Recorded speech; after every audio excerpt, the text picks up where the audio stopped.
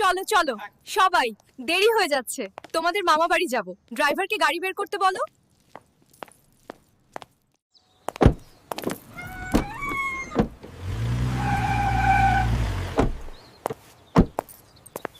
তারপর বাঙালি হ্যান্ডসাম অপূর্ব সুন্দর যুবতী মেয়েটি লাল শাড়ি পরা গায়ে লেটেস্ট মডেলের অনেক দিন পর এলি মা, পেট ভরে পিঠা খা।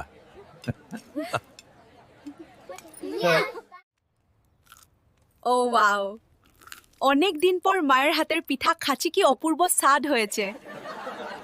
না না, আমার কথা শেষ। আমি শুধু এই সুন্দর পরিবেশটা উপভোগ করছি। তাহলে শুরু করো বাবা।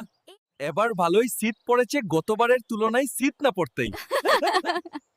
এলপি গ্যাসের দাম বেড়ে গেছে, কি সমস্যা? যে কি অনেক বড় হয়ে